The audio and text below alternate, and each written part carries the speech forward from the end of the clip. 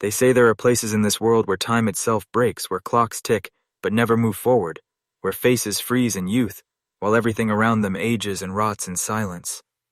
This is one of those stories, and once you hear it, you will never be the same. Imagine a child born in the bitter cold of 1930s Russia, her cry echoing through wooden walls, her parents holding her tight with trembling hands. But that child never changed, not in the way others did, while neighbors grew while seasons turned. Her body remained untouched by time, as though she had been cursed by something older than the land itself. Her name was whispered, as if it carried danger, and her parents first thought it was a miracle, a blessing in a land plagued by famine and decay. What parent would not want their child to remain forever young, untouched by wrinkles, sickness, or the grinding wheel of years? But what begins as wonder soon twists into horror, because the unnatural never stays hidden. It festers, and it consumes what it touches. I want you to feel the cold air pressing in on your skin. I want you to hear the silence in that Russian village where children ran and grew. But one girl stood outside of time, pale, unchanging her eyes, watching the world like a mirror that never cracked. Her parents tried to hide her from neighbors, but how can you hide something that refuses to change? When years roll by and your daughter still looks the same as the day she was born. This story is not just about a girl. It is about the forces that lurk behind our world, the powers that manipulate life and death, the ones that governments and institutions fear because they cannot control them, so they bury them, erase them, lock them behind archives marked forbidden. But some stories slip through like cracks in the ice, and once exposed, they demand to be heard. Tonight I will pull you down with me into the frozen veins of Russia, into the home of a family that prayed for salvation and instead birthed a curse. This is the tale of the girl who never aged and of the fear she inspired even in her own bloodline. This is knowledge you were never supposed to hold, and by the time we are done, you will never look at the passage of time the same way again. The villagers remembered the winter of her birth, not because of famine or frost, but because of the silence that followed her cry. Most children grow restless in their first years, stumbling with their first steps, babbling new sounds. But she remained still, her skin pale, her hair dark, her eyes fixed with a clarity that unsettled those who dared to look too long. While her cousins outgrew clothes and faces, she remained untouched, as if carved in wax, frozen in an eternal infancy. At first her parents told themselves it was health. She was strong, untouched by sickness, immune to the plagues that tore through their village. They kept her hidden, claiming shyness or frailty. But whispers always grow in small places. Neighbors began to notice the strangeness. She never stumbled, never aged. Her hands never grew larger, her cheeks never thinned with years. Yet her stare carried something old, older than the parents who rocked her to sleep. Rumors reached the Orthodox priest who declared that such a child was either a miracle or a curse. But miracles did not bring fear into the hearts of those who witnessed them, and every time he visited her eyes would not waver. They pierced through him, and he left shaken, refusing to return. Her parents prayed in secret candles burning in the corners of their darkened home. They prayed for her to change, for time to finally claim her. But it never did. By the year 1936, the world outside was shifting. Stalin's shadow loomed across the land. Factories roared and soldiers marched. But inside that wooden house, time stood still. Her parents aged visibly, lines etching deeper into their faces, their bodies bending with fatigue. But beside them, their daughter sat unchanged, a cruel reflection of what they had once been. Neighbors began to avoid the family speaking of them, only in whispers. Some claimed they heard her voice at night, speaking words not taught by human lips. A language, older than Russia itself. Fear crept into her own parents' hearts. They began to fear her more than they feared God, because in her stillness, she revealed something they could not deny, that life itself had been broken, that the natural order had been severed. And once you see the fracture, you cannot unsee it. The father avoided her gaze. The mother wept at night, and both wondered the same question, though neither dared to speak it aloud. What kind of thing had they brought into the world? The house that once carried laughter began to rot with silence. The girl sat in corners watching with eyes that did not blink long enough to feel human. Her parents avoided her as though avoiding death itself, but death had no power over her. The neighbors said she was marked by spirits. Others whispered, she was a vessel of some experiment gone wrong, carried into their land by forces unseen in those years, when secret laboratories whispered beneath the earth. As time passed, her body stayed locked at the age of 7. While her mind grew sharper, she listened more than she spoke. But when she did speak, her words carried the weight of an old woman. They were not the questions of a child, but the riddles of someone who had watched centuries. The parents tried to silence her, fearing what neighbors might hear, yet her voice still seeped into the walls.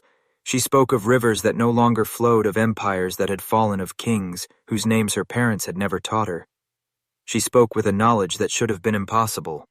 One night the father awoke to find her standing at the edge of his bed, her eyes reflecting the dim light of a candle. He asked her what she wanted, and she whispered something that froze the marrow in his bones. She said she remembered his birth. She said she remembered the time before he was born, and the time before her own body entered the world. She claimed she had been waiting, and she said it with the calm certainty of truth. He could not sleep again after that. Fear is a poison, and it began to eat away at their sanity. Her mother prayed until her lips bled. Her father drank until he collapsed in the fields. They stopped bringing guests into their home. They stopped speaking of her at all, except in whispers to each other, wondering what force had claimed their child. The girl did not resist their distance. She only watched them with the patience of something not bound. By time, and the more she waited, the deeper their terror grew. By the time 1940 approached, war was drawing across the borders, but in that village, another war had already begun. The war between blood and fear, between love and revulsion, between the need to protect and the urge to destroy. Because deep inside they knew she was not just their daughter, she was something else, something older, something that had borrowed their child's body to stay in this world. The war outside raged with fire and steel, but inside that small home in the village, another battle burned in silence. The girl did not sleep for nights on end.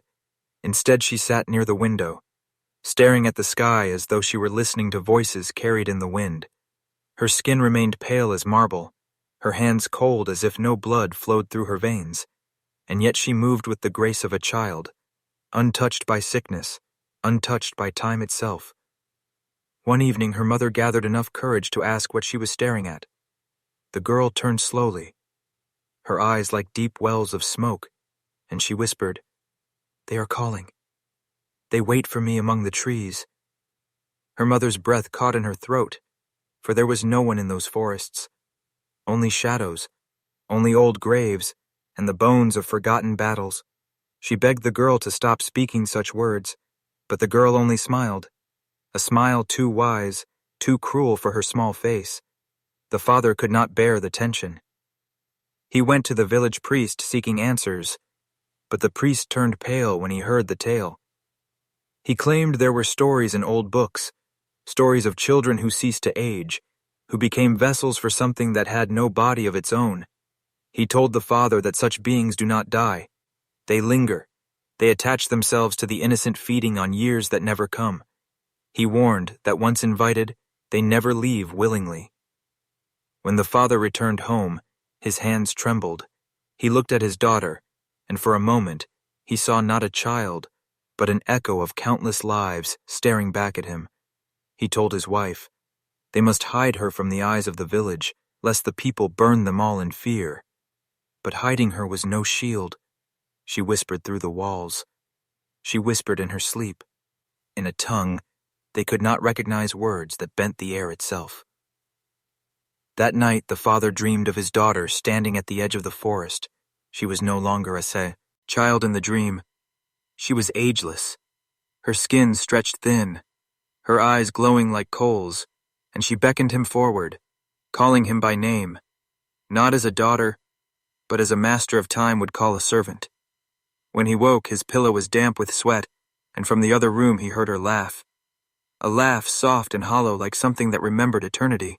The house itself began to change as though it too had fallen under her strange spell wood, that had once been warm with firelight, now felt damp and cold. Walls creaked at night, as if breathing with a slow, inhuman rhythm. Food spoiled faster water, in the well turned bitter, and animals would not come near. Even the dog that once slept at her feet whined and clawed at the door, desperate to escape whenever she entered the room. Her mother tried to cling to hope. She prayed each morning, clutching a hidden icon. Though such faith was forbidden by the new regime, she whispered hymns under her breath when she brushed her daughter's hair. But the girl would shiver at the words, twisting away as though burned by invisible fire one evening, as the hymn spilled quietly from her mother's lips. The girl reached out and with a single glance shattered the fragile icon to dust. Without touching it, her mother dropped to her knees, trembling, unable to speak. The father grew restless, torn between love and dread. He began searching through the forbidden texts left behind by the last priest he found, mentions of old spirits, entities that promised eternal youth to the young, in exchange for a dwelling place inside the flesh.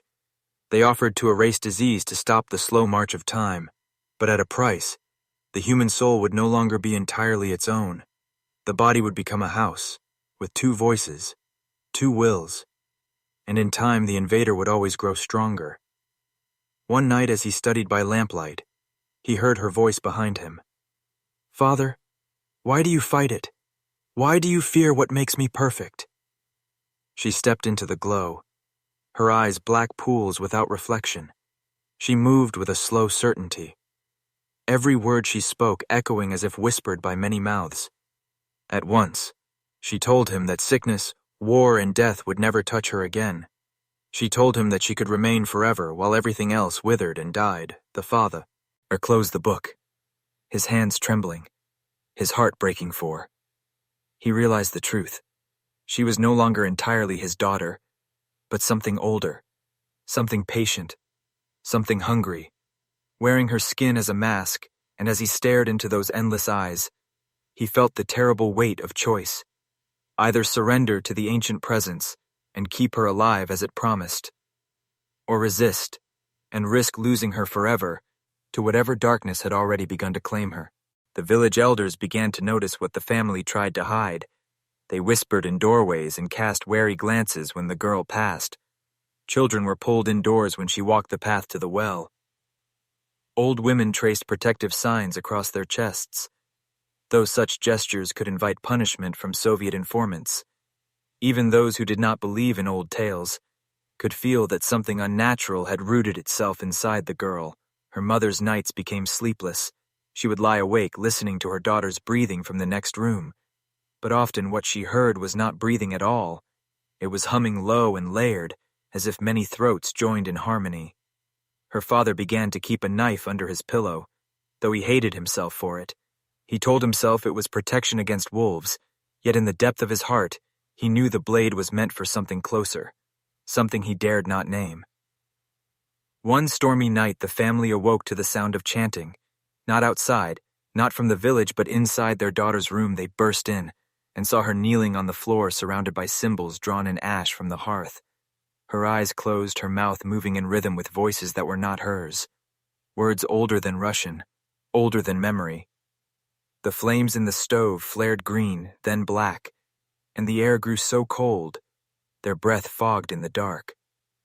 The father rushed forward, shaking her by the shoulders. Her eyes snapped open, black and endless, and for an instant, he felt himself falling as though pulled into a pit with no bottom. He staggered back, clutching his chest, trembling as sweat ran down his face. She only smiled softly, not like a child, but like a queen addressing a subject, and whispered, "I am never alone now." That night, he and his wife argued in hushed tones while rain pounded the roof. She wanted to run, leave the house, abandon everything, but he refused, insisting they must fight for their daughter, not surrender her to whatever ancient thing had claimed her soul. But even as he spoke, he felt the lie in his own voice, for he no longer knew whether he was speaking of saving her or saving himself from the shame of letting her go. 3 nights later, the elders returned, not as neighbors, but as witnesses to a fate none of them wanted to name. They brought with them relics hidden from the Soviet gaze charms carved from bone herbs tied with red thread. Fragments of faith smuggled through centuries of fire and revolution. They moved silently into the house, shadows bending around them, as if the very walls knew what was at stake. The girl lay on her bed, eyes closed, hands folded upon her chest, her breathing slow, measured, unnatural. The old midwife began to chant words from a language forgotten in books, but still alive in whispers. The blind woman joined in, her empty eyes, glistening as though they saw more than the living hunter. Stepan sprinkled salt across the threshold, tracing a line that glowed faintly in the dim light. The parents stood trembling at the edge of the room, torn between terror and love. The father pressed his hand to the doorframe, as if steadying himself for battle. The mother clutched a vial of sedative tea, prepared to force it between her daughter's lips. If things turned violent, their faces were pale, carved by fear, yet hardened by desperate resolve. As the chant grew louder, the girl stirred. Her head tilted back and her eyes flew open once more. Black voids with no iris, no whites. Her voice was not her own. It layered in harmonics too deep for a child, too ancient for any living being. She laughed, a sound that cracked like ice on a winter river. "I warned you," she said. Her body arched and convulsed, the bed frame creaking under impossible strain. The elders pressed forward, the midwife seizing the leather pouch around her neck. But the girl thrashed with inhuman strength, forcing her father to pin her down. He wept as he held her shoulders, bruises already forming beneath his grip. His tears fell on her skin, yet she did not react. Her mouth opened in a silent scream, from which a piercing tone erupted. Not thrustos. Augere but through bone, making every heart shudder.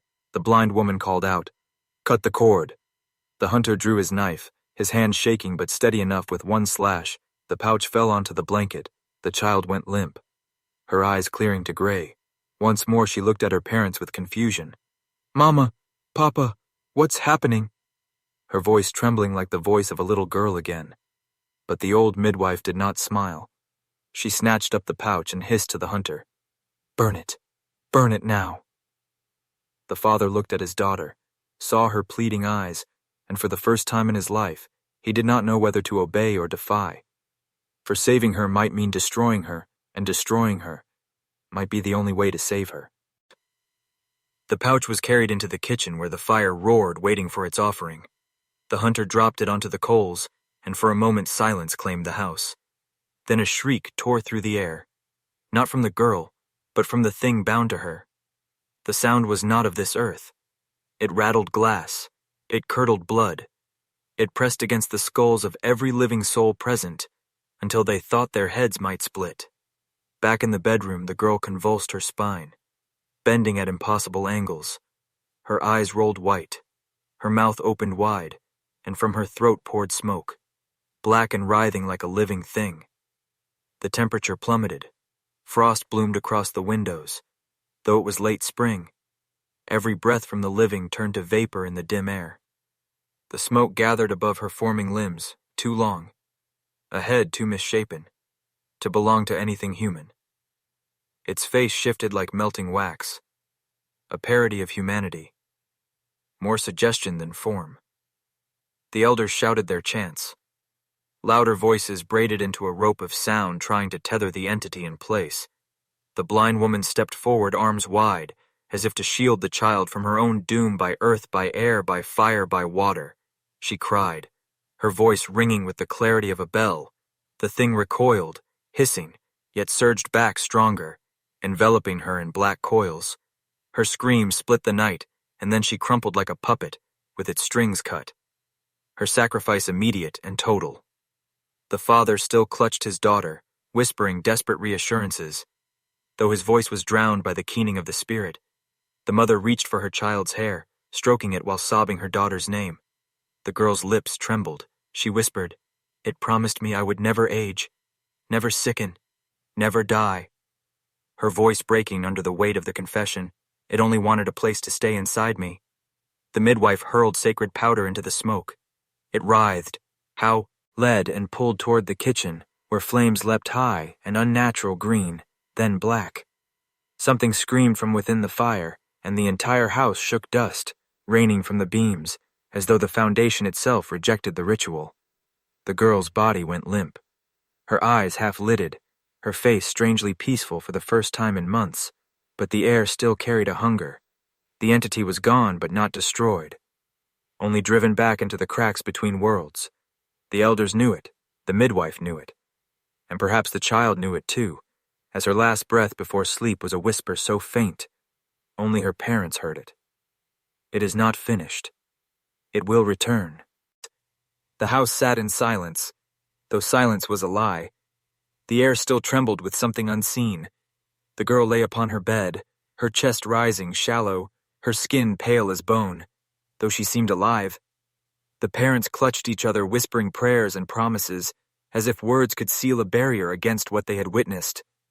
The elders left one by one, faces drawn and ashen, as though years had been stripped from them. The blind woman's body was carried out, wrapped in linen. Her sacrifice unspoken, yet understood. No one dared utter the truth aloud, that her death had not ended the presence, but merely bought a fragile reprieve. That night, the father could not sleep. His mind replayed the moment his daughter spoke of the promise. Never to age. Never to die. Those words clung to him more viciously than any scream. He watched her sleeping face, and thought how unchanged it seemed, how untouched by time, while his own reflection showed. Hair gone gray, and hands lined by toil. Whispers spread through the village by morning. Some called the girl blessed. Others cursed mothers, pulled their children away from her path. Men crossed themselves when her name was spoken, and the church bell rang long and low, as if tolling for something not yet dead. The mother tried to keep her daughter within the walls, forbidding her to walk among others. But rumors slithered like smoke, impossible to contain, and soon strangers began to arrive, men with hard eyes and soft voices claiming to be scholars, physicians, priests, each offering help, yet each carrying a hunger of their own. They asked to see the girl, to study her, to question her, and the parents felt the gaze of institutions far larger than their village falling upon them. The midwife returned in secret bandages, still wrapped around her burned hands. She told them the truth. No ritual destroys what was bound to the girl. It only sleeps, waiting, feeding on fear. She urged the to leave to bury their names and vanish before the weight of the world crushed them. But the father hesitated, for where could they run when the thing lived inside their blood? The girl awoke that evening, eyes open wide, but expression distant. She asked her mother, "Why do they stare at me as if I am not human?" The mother's heart cracked, for she could not answer truthfully, for perhaps her daughter no longer was. The year turned, yet the girl's face did not. Her body remained the same fragile frame. Her cheeks never hollowed, her hair never grayed her skin, untouched by time, as if she were sealed in glass. While seasons came and went around her, her parents aged visibly, bent backs, weary eyes, but she remained a portrait frozen in her youth. The village grew restless, unease creeping like rot into their bones. Whispers spread further than before, carried by travelers, merchants, and priests, until even distant cities spoke of the child who did not age. Some called her miracle, some called her monster, yet all who heard her story felt the same chill down the spine, a sense that something in the order of the world had been broken. One day men arrived, dressed not as villagers, but as officials cloaked in authority, their boots heavy, their accents foreign. They asked no permission. They entered the home and studied the girl as though she were a specimen, a relic of power. They pressed her with questions. How old are you? What do you remember? What are the voices you hear, and when? She refused to answer. They only wrote more furiously into their ledgers, eyes glittering with greed.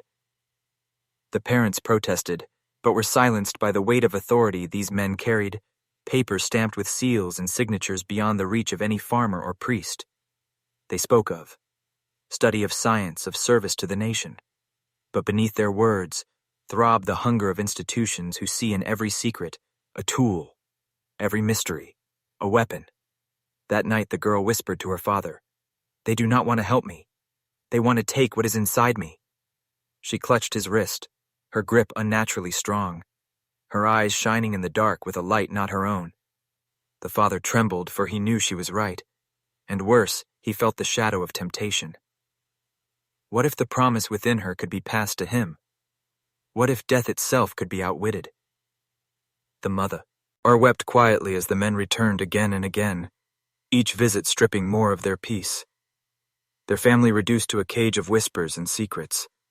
The girl stood at the center of it all, her presence bending reality like a stone in water, her stillness more terrifying than decay. And somewhere unseen, the entity stirred again, its promise not forgotten, its hunger never sated. Waiting for the moment when the walls of secrecy cracked wide open, winter descended with a cruelty that seemed almost deliberate. Snow buried the village roads, and the wind howled like a beast circling prey. The officials remained undeterred, returning with greater numbers, their questions sharper, their hands less patient. They brought instruments, metal devices, wires, vials, and demanded that the girl be subjected to their trials. The father resisted. His voice raised, his fists clenched, but he was struck down, not by weapon but by the weight of their authority. They told him, "This is for the progress of all mankind. Do you not want your daughter to serve a higher purpose?" Yet, their words rang hollow, like prayers, recited without belief. The girl was taken to the church basement, stone walls cold and damp, candles flickering shadows across her face. She did not cry. She did not beg. She only stared, her silence heavier than screams. When they pricked her veins, she did not bleed red, but something darker, thicker, as if time itself had congealed in her blood. The men recoiled, yet fascination outweighed fear. They collected it carefully, whispering among themselves of power, longevity, control. The mother knelt outside the locked doors, praying hands raw from clasping. But prayer brought no answer, only silence pressing down harder. The midwife arrived unseen, slipping through shadows. She whispered to the mother, "The truth. These men are not studying her. They are binding her. They wish to awaken what sleeps inside and claim it for their masters." In the cold chamber, the girl finally spoke, her voice low, carrying a weight not her own. "You cannot take it from me. It chose me, and it will not be divided." Her words echoed, though no one else spoke. The candles flared as if fanned by unseen breath. The officials stumbled, their faces pale, but greed clamped down harder than fear. That night the father carried his daughter back in secret, her body weak, her eyes hollow, yet alive. He swore, though, I would never touch her again. But the mark was already upon them. The institution had seen, and once it had tasted such secrets, it never released them. The family was no longer safe within walls of wood and stone, for the gaze upon them was now vast and endless. The girl whispered as he laid her in bed, "Father, the promise grows heavier, it whispers louder. Each night it does not want me alone. It wants all of us." The snow thawed, but the chill remained inside the house. Shadows clung to corners, even when sunlight streamed through the windows. The girl sat silently staring at nothing, yet her silence spoke louder than words. Her parents no longer saw a child, but something vast and ancient behind her still face. The officials had stopped their visits for now, but absence was no mercy. It was preparation. The family felt it in the air, like the pause before a storm. The father worked the fields, yet his hands shook, not from labor but from dread. The mother lit candles in every room, yet the wax melted faster than it should, as though the flames devoured more than wick. One night the girl woke with a scream, not of fear, but of command. Her voice reverberated through the house, shaking the walls. Her body arched. Her eyes glowed faintly as if lit from within, and a voice not hers spilled from her lips, promising dominion, promising immortality, promising that those who bound themselves to her would never know decay. The parents recoiled, yet part of them could not resist, for the weight of mortality pressed heavier with every year etched in their bodies, and here before them lay the key to undoing it. They wept not only from terror but from temptation. The very evil they sought to protect her from had rooted itself in their own desires. The midwife returned again, warning them that the entity was no longer merely bound to the girl. It was seeping into the house, into their blood, into their thoughts. She urged them to flee into exile, to bury their names forever. But where could they run when the promise had already entered their hearts? By morning, the girl spoke softly to her parents. "You cannot hide me from them. They will return. They always return." Her voice calm, her face unchanging. She touched her father's hand, and for a moment, the ache in his joints vanished. The years lifted from his bones. The strength of youth, Sue, reached back into him. He gasped and pulled away, terrified, yet longing for more. The mother saw his eyes and knew the truth. The entity had begun its work. It did not offer gifts. It offered chains disguised as blessings, and outside the horizon darkened with riders and wagons approaching, dust rising like smoke. The gaze of the institution had returned, and this time it would not leave without her. The wagons arrived at dusk, wheels grinding against frozen earth. The officials stepped down, their coats heavier, their faces colder, their numbers greater than before. They no longer pretended to be servants of science or faith. They moved with the certainty of men who already owned what they came to claim. The father stood in the doorway, axe in hand, his frame trembling not from weakness, but from knowing the futility of his stance. The men did not flinch. They carried rifles and documents. Their weapons were steel and law together, an unbreakable chain. One spoke. "Your daughter is no longer yours. She belongs to history, to progress, to us." The girl appeared behind him, silent, her eyes fixed on the men. She did not hide. She did not cower. She walked forward barefoot across the dirt floor, her presence enough to still the air. The men shifted uneasily, yet greed braced their spines. Her voice came low and steady. "I told you it cannot be taken. It must be given, and I do not choose you." The officials ordered her. Seized hands reached for her, but the moment flesh touched her arm, the man shrieked, his skin blistering, his body collapsing as if decades consumed him in a single breath. His comrades staggered back. Horror written across faces that had known war, but not this. Still they pressed on for power. Blinds deeper than fear. The mother fell to her knees, begging them to stop, begging them to leave. But her words were drowned by the thunder of boots. The house became a cage of violence. The father swung his axe, but was struck down the handle. Splintering, the mother's wail filled the night. Yet even louder was the voice that rose from the girl. Not hers, but the entity speaking through her, promising empire to those who obeyed, annihilation to those who resisted. The men faltered, torn between terror and hunger. Some fled into the night. Others knelt, trembling their oaths not to God or king, but to the darkness clo. Dead in the skin of a child, the midwife burst through the doorway, her hands clutching symbols of warding. She screamed that this was no child, no gift, but a parasite. Yet her cries were drowned in the chaos. The girl looked at her parents, their faces twisted with fear and love, and something darker. She whispered, "It has begun. You cannot stop it. You can only decide if you will join it or be broken by it." The village awoke to the sound of screams and bells. The church rang not for worship but for alarm, its tower shuddering as if the iron itself feared what it was forced to announce. People rushed from their homes, clutching children, clutching crosses, clutching anything they thought might shield them from the storm gathering at the edge of their world. The girl stood in the center of it all, her small body surrounded by men who had once arrived as officials, but now knelt as disciples, their faces gaunt, their eyes alight with hunger, not for food but for eternity. They had tasted the presence within her, and now they would follow it anywhere, even into the abyss. The midwife cried out to the villagers, "Do not look at her. Do not listen to her voice, for it is not hers." But many could not resist curiosity, overpowered faith. They stared at the girl and felt time bend around them, their aches fading, their breaths deepening their bodies, feeling younger, stronger for a heartbeat, before the cold truth returned, sharper than ever. They recoiled in terror, but the memory of that moment haunted them worse than any nightmare.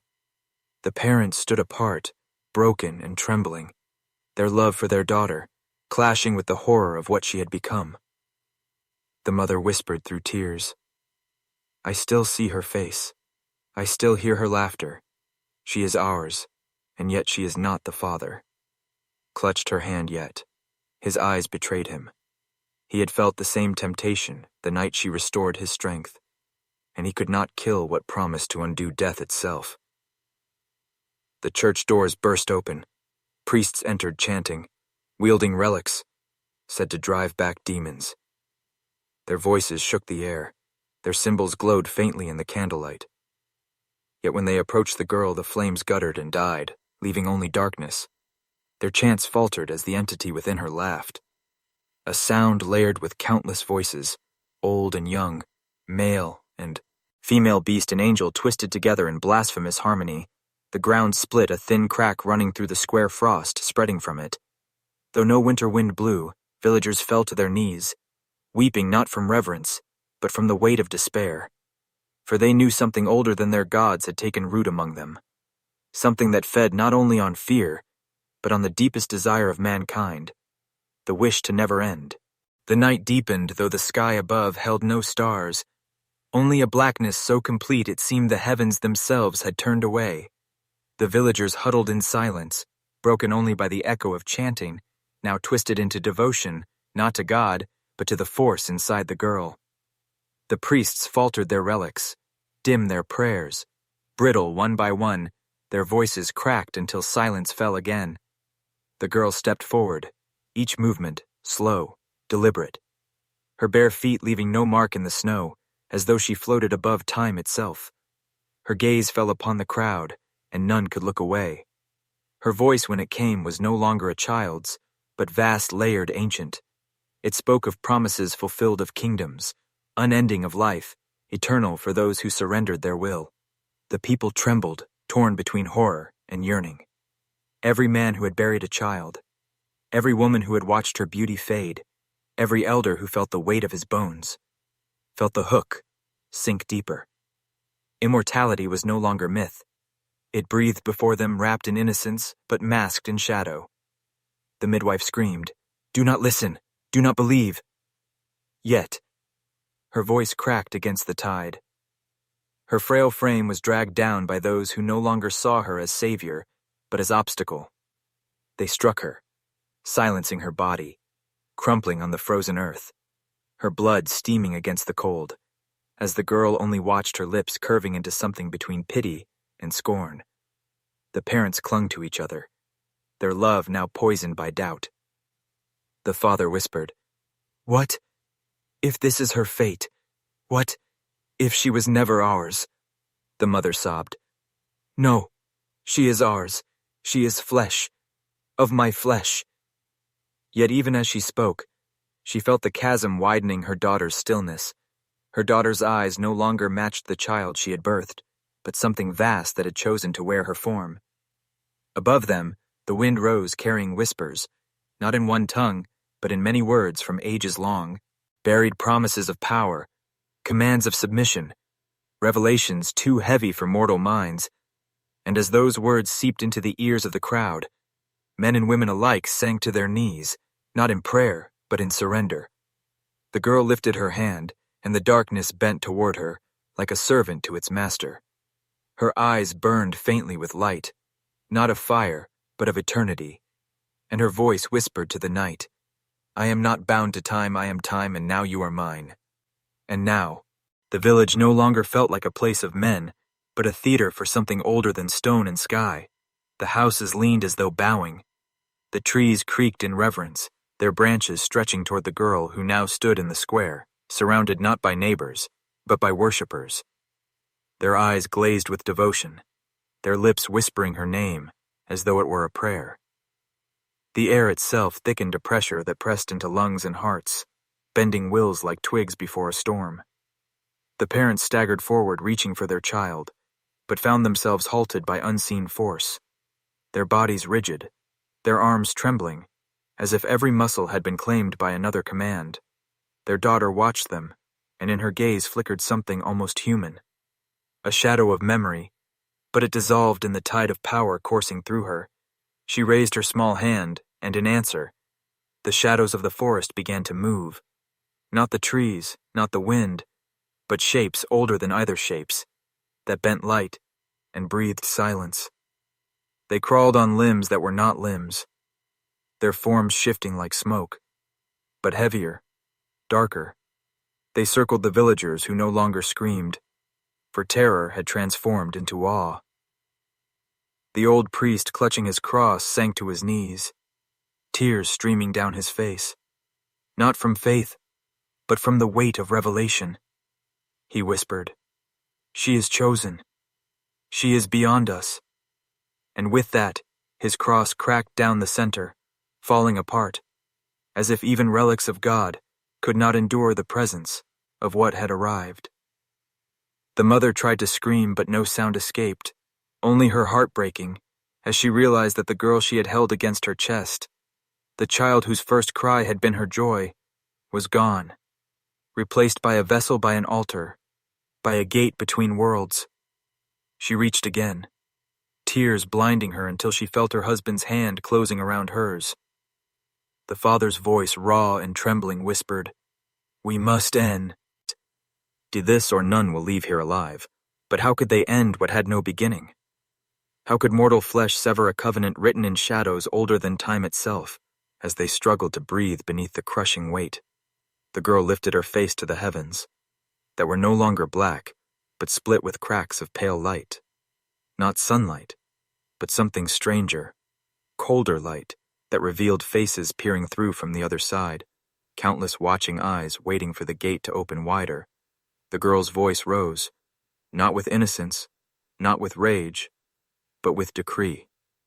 "I am doorway, I am vessel, I am eternity, and all who kneel before me shall never know death."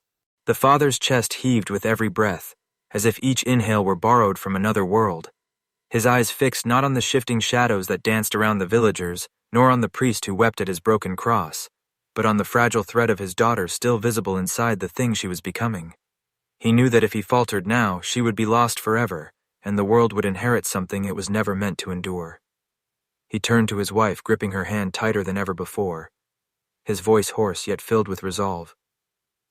"Anna, it must be us. No priest, no elder, no ritual, only us. Her blood, her name, her life began with us, and it will be us who decide, if it continues or ends."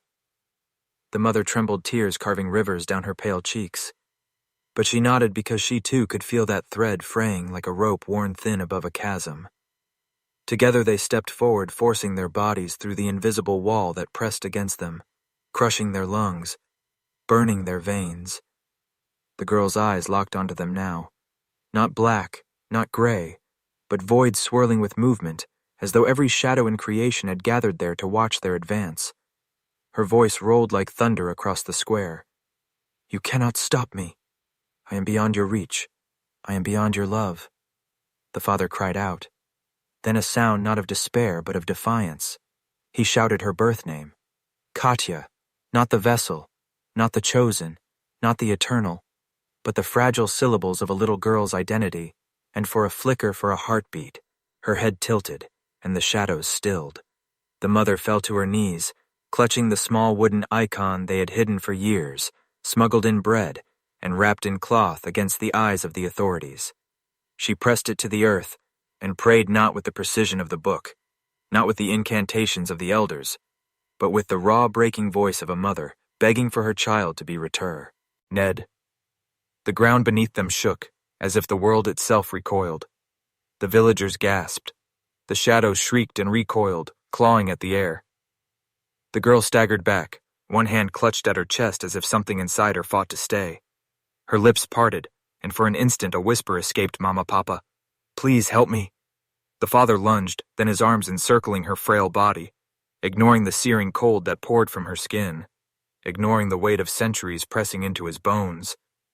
The mother joined, wrapping both arms around them, completing the circle.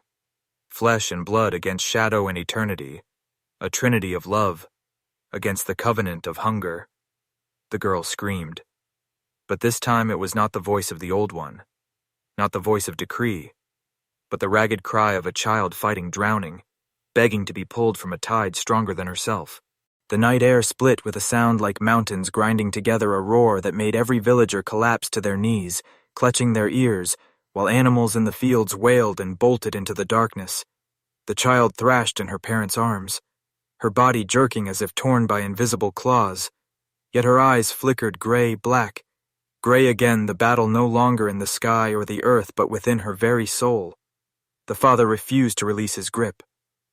Though his arms burned, and his bones felt as if they would snap under the crushing force. He pressed his forehead to hers, whispering her name again and again. "Katya, Katya, you are mine. You are ours.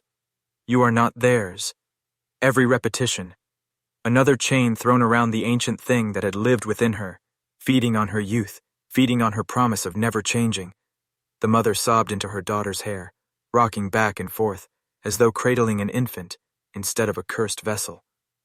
Her voice cracked as she sang the lullaby she had hummed when Katya was first born, the melody trembling yet steady enough to echo through the square, soft against the shrieking storm of the old one. That melody became a blade cutting through shadow, cutting through the promise of eternal stillness. The shadow swelled one final time, rising like a colossal figure blotting out the stars, its form-shifting faces screaming, hands clawing until it seemed the whole sky was nothing but nightmare. The villagers screamed, some fled, others bowed their heads, believing this was the end of all things. Yet at the center stood the family locked in embrace like a single flame against the void. The girl arched once more, her mouth opened, but instead of words or screams came a torrent of smoke, blacker than the deepest pit, spewing upward, twisting as if pulled by unseen chains. The massive form above shrieked in silence, its edges tearing apart, unraveling like a scroll consumed by fire.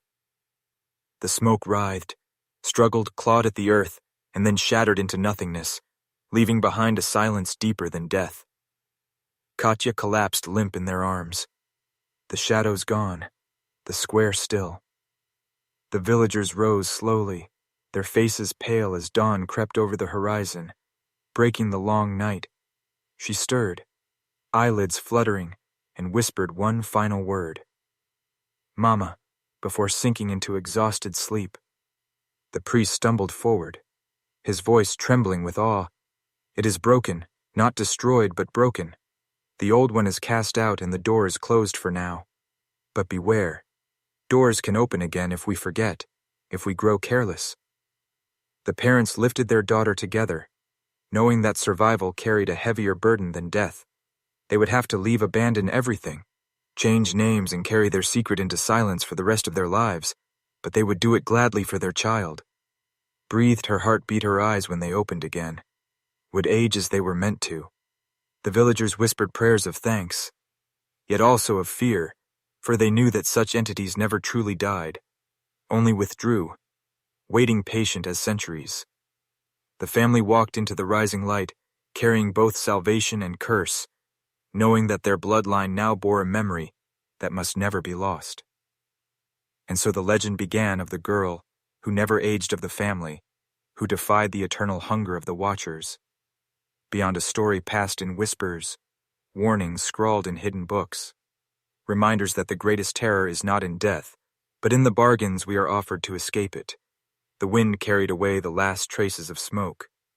The village returned to uneasy quiet, and in the heart of it all, the girl slept, her chest rising and falling, her humanity fragile, yet reclaimed her fate no longer written by shadows, but by time itself.